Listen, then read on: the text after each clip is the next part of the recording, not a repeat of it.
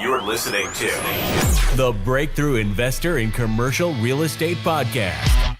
Brought to you by MVP Equity Group, where we learn from private equity experts, their mindset, and ways to achieve financial independence. Here's your host, Ernest Peralta. Well, welcome to another episode of the Breakthrough Investor in Commercial Real Estate. I'm Ernest Peralta, and I know that you're going to get tremendous value from this individual that I'm going to be interviewing here today. His name is James Sirmans, and he is the Business Development Manager at Wehner Multifamily in Dallas, Texas. James, welcome to the show. Hey, thanks for having me, guys. Really excited to be here and hoping to bring some valuable information to you and your listeners. Awesome. I think you will. Don't mind, like we typically do, as with all of our guests.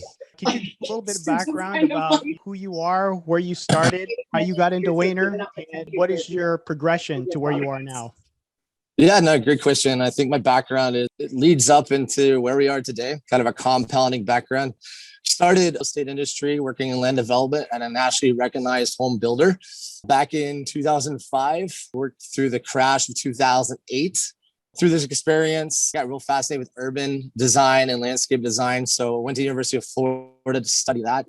I continued to work construction internships, continued working at the land development office. They kept me on because I was cheap and was able to, get a lot of experience working on the project management side. And then obviously was eager to learn the business. When the market crashed, the construction portion wasn't the thing anymore. I got into landscape maintenance, where I worked with a couple of heavy hitters within the landscape construction industry. From there, I managed a few of their branches at 23 years old. Just through my experiences working in project management led me to looking at numbers and understanding how to hire and develop people. I think that was the biggest thing that I got from that. I did that very successfully. Operations and sales. I have a very operational mindset, but with a sales background and mentality as well.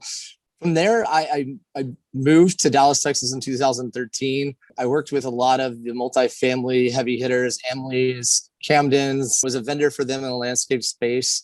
But I've always been drawn to real estate. I think real estate for me it came second nature, but I didn't really understand how I could get into the real estate space. From there, just with Dallas, Texas being a very heavy real estate industry, just people in the real estate space, I connected with some people that were in the space and I said, hey, if you want to learn this industry, come work for my wholesale group. So I went and worked with a wholesale group. I worked commission only. I quit my corporate job working with the landscape construction company, making 6 figures a year. I went and bartended at a couple of the hot spots there in the Dallas area to cover my bills. And I learned the wholesale business at the time when it was hot. I learned contract management, understood how to work with investors, understood the ARVs, how to manage comps. And most importantly, met a lot of really good contacts within the investment real estate industry, meetup groups, things like that in the Dallas, Fort Worth area. So from there, the relationships, I think like with everybody else, scalability became a thing. I started getting into the multifamily space from there, realizing that single family wasn't scalable. I did invest in a couple of single family deals, did some flips, did some contract flips with wholesaling. And then from there, I got an offer to go work for RealPage, where I sold property management software for RealPage, a little more getting into the multifamily space. From there, I was able to, I really started having conversations around bigger development plans, property management companies, owner investors, and really assimilated this with my background from project management, operations management, and landscape world. And then with my wholesaling, flipping experience, looking at ARVs, comps, understanding what business plan we need to engage here in order to get the most for our money. I hated working in an office and really wanted to get boots on the ground. And that's where Wehner came into play a little bit ago, offered me a role within, the business development management space to really help grow the portfolio. Just allows me to have these conversations, take some of my expertise and background and apply it into the multifamily space. I really like the progression of how you started, and you seem to have figured out what you wanted to do fairly early in your career. I figured it out, but I didn't know how to get there. And that was the trick. Well, whether a lot of us that get into the industry, at least I could speak for myself, is that it takes some time. You got to figure out what you're good at, what your skill sets are, and to kind of develop those pretty early on. Like you mentioned, operationally, some project management, you took some of that construction background and applied it into this business.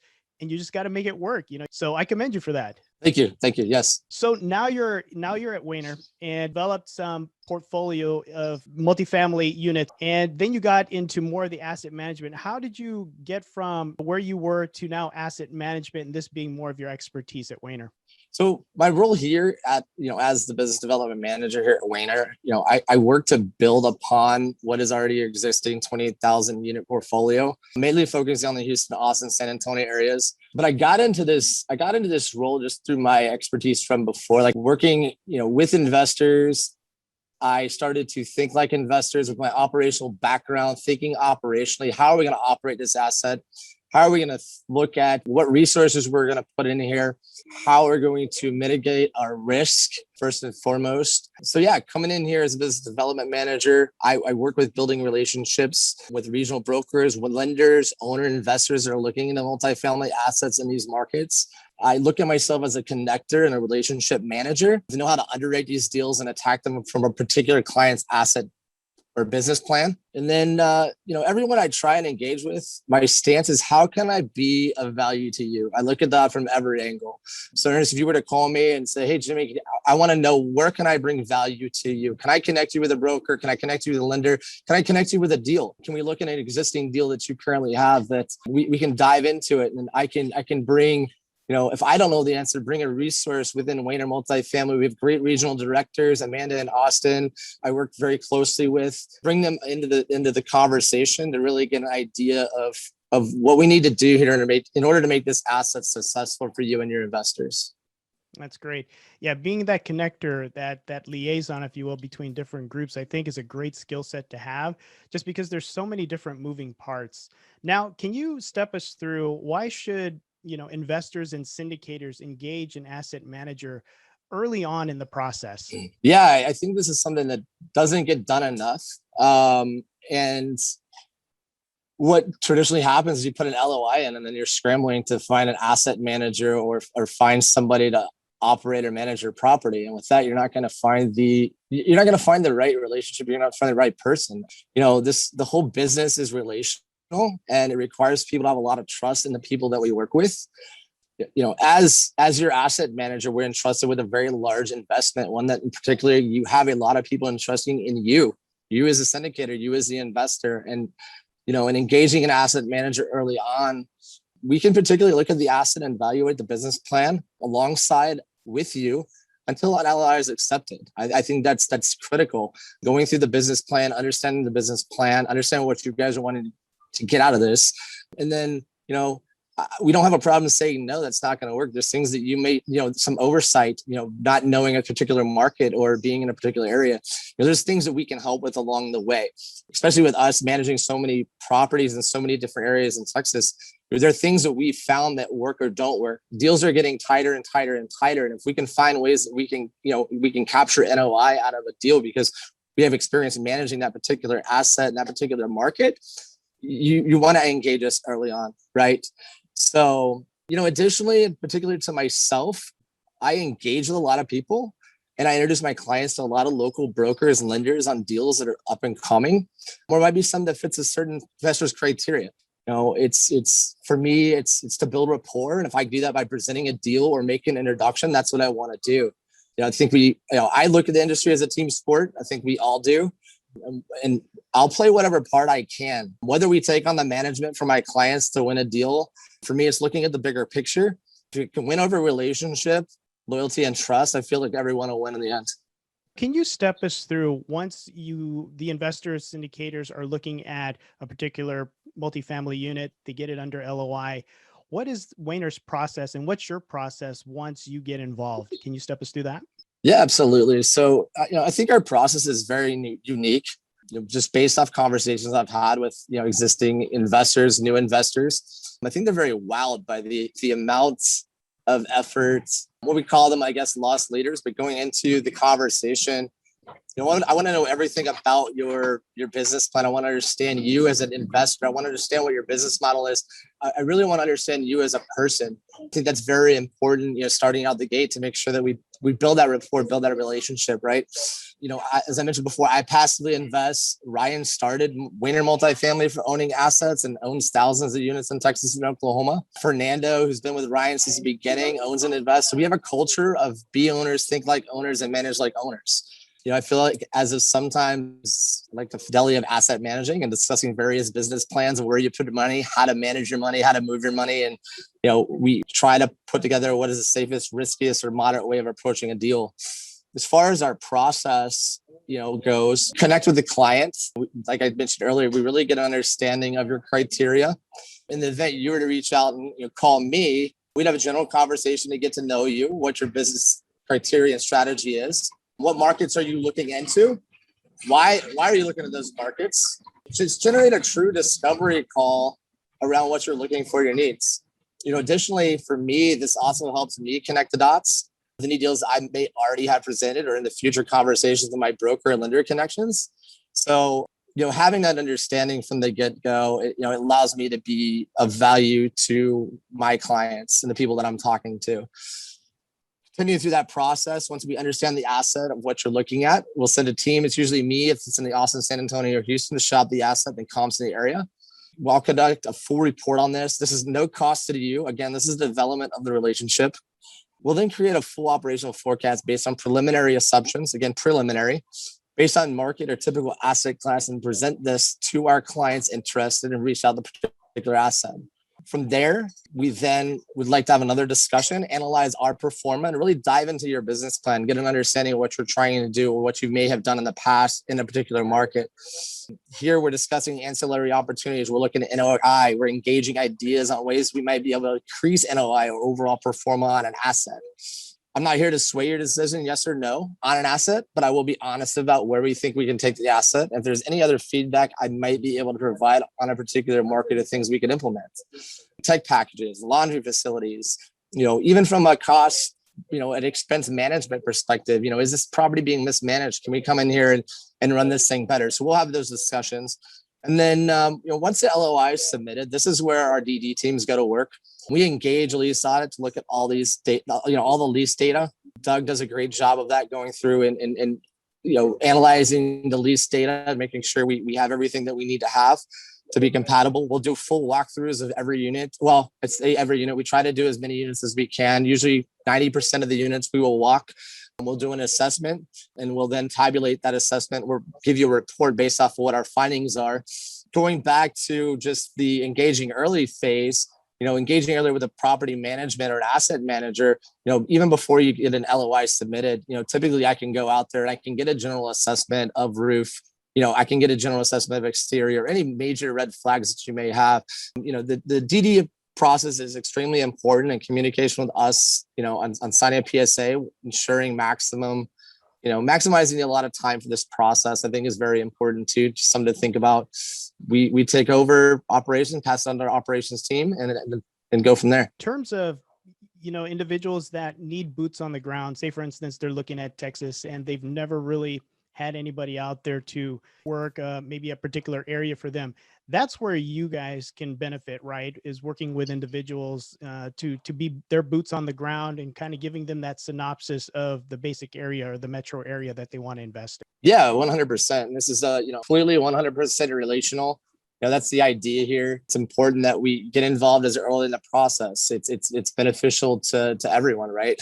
Everybody's looking for deals, and if I can help find a deal for you that's going to work for the both of us, it's bigger picture for us and me and us here at Wehner Multifamily.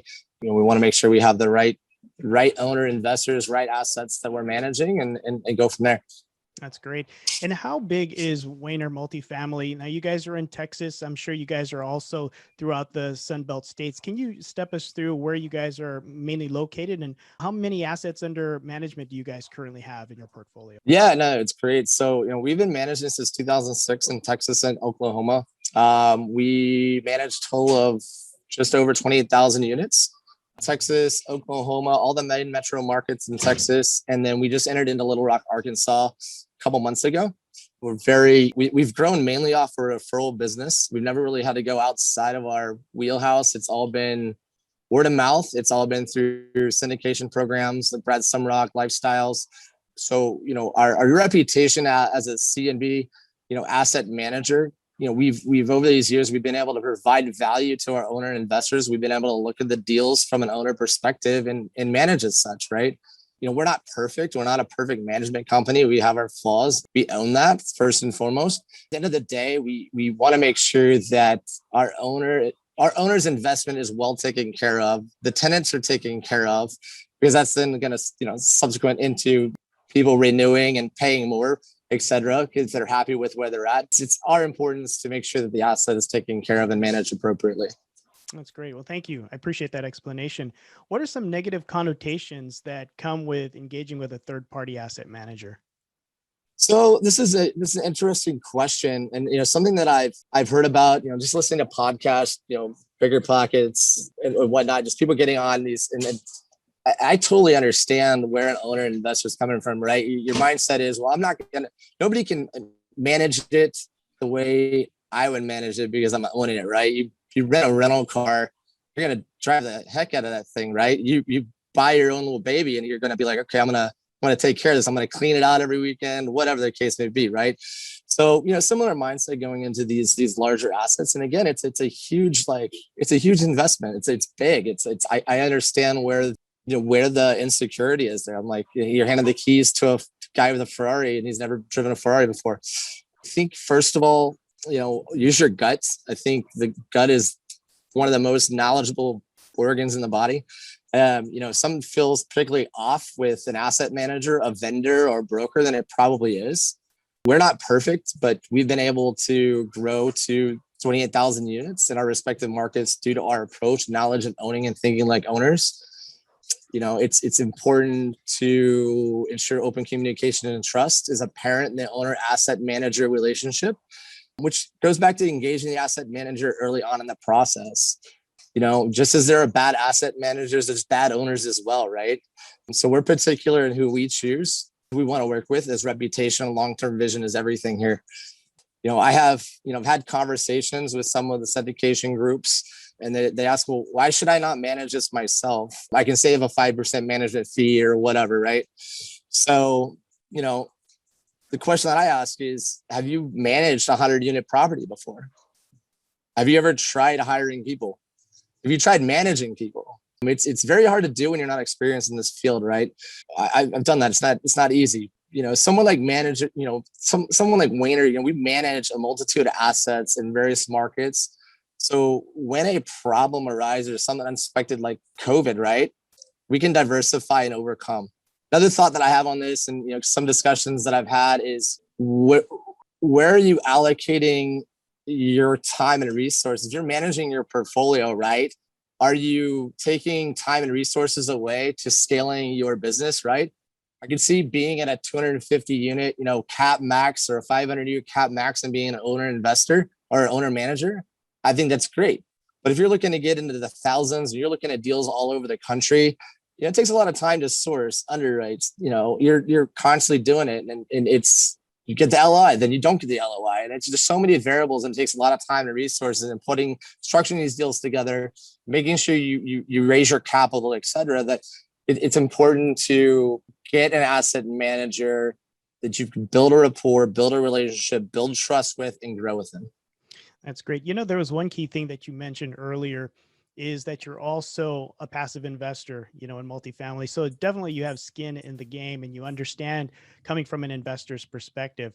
So I want to ask you this question then. What makes a good partnership between you, Wehner, and investors? It's communication. It really comes down to I don't think you can over communicate. We need to understand what your expectations are. And we need to understand that from early on in the process. We need to know where the potential hurdles are going to be, right?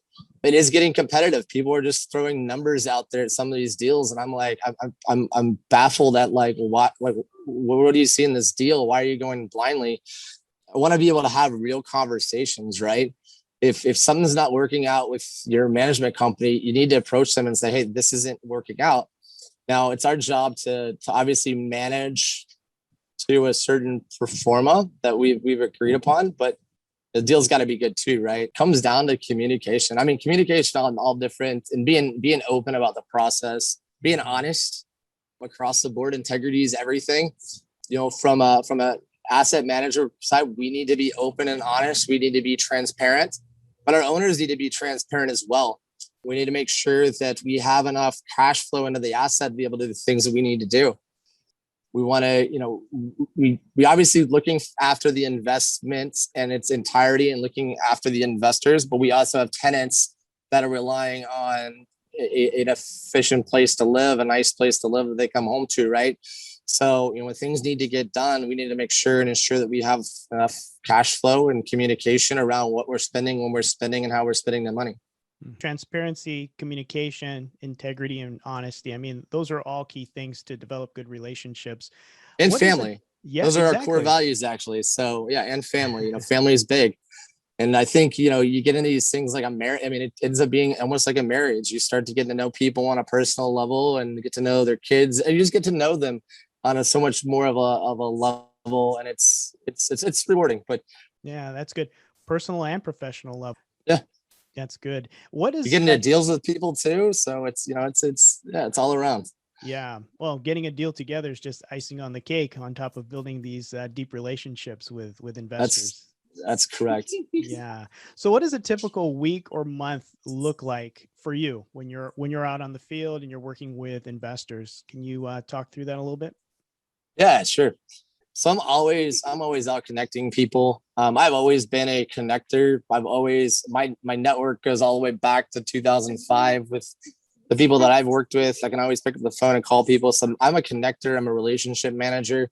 So I'm always connecting with people on LinkedIn or through meetups, either through Zoom or Google Hangouts or wherever I can find something, right? I want to learn. I want to learn from other people's experience. I want to learn from other people's regions. I want to understand what they're doing, why they're doing it. That's going to help me out in the long term in my personal investments here at Wehner Multifamily. It's going to help me with my clients too. It's just, become a sponge, right? On a weekly basis, I look at myself and Wehner as part of a much larger ecosystem and a team that it takes to get most of these deals to the offer finish line, right? So I'm constantly in communication with brokers, lenders, and other essentials, that are going to be needed to help with a deal. Typically try to have communications with these people weekly and try to align my clients' needs accordingly. So that's important to me. Whether you use Wehner for your PM services or not, or, it's in my interest to align people based off what their needs may be in order for them to be successful. I think that, what we offer just naturally comes through the relationship building process. And then, if something doesn't make sense or align, I'll certainly have that conversation. We can game plan what's best for that asset. So, but do a lot of traveling to the different markets. We got NMHC beginning of June in San Diego. So I'm going to plan on being out there, meeting up with a bunch of different brokers and lenders, as well as some existing clients, just to get a pulse. A lot of West Coast clients that we work with, a lot of California investors. So I'm hoping to take that time either to meet some existing clients to get a pulse on what's going on. How are we doing as an organization? And is there anything that we can do to be better? Is there anything new that we can help them with, as well as obviously extend new relationships out there? There are a lot of West Coast investors that I'd love to meet with and hopefully provide some help to some of these Texas assets that they're looking into. It's good. Sounds like you're really connected, out there in the market, just meeting different people. And I think that's great. Staying on top of the market, understanding what's happening around the nation, I think just gives you that much more value that you provide to your investors as well. So I think that's a great thing. So what's one common myth about being in real estate that you would like to debunk? Common myth about real estate that I would like to debunk. It's easy. I feel like actually a good one that I heard the other day was all real estate owners are rich, right? So with COVID, I think people have this mindset that owners just have all this plethora of money around that they just can own these assets and they're rich and therefore I don't have to pay my rent and all these eviction moratorium, whatever. But I think that's a common misconception, right? Because you've got to keep the lights on. You've got to keep the landscapers employed. You've got to keep the pool going. You've got to keep the place from falling apart. You've got to make sure that there's product available on the market for these clients to, for these tenants to lease.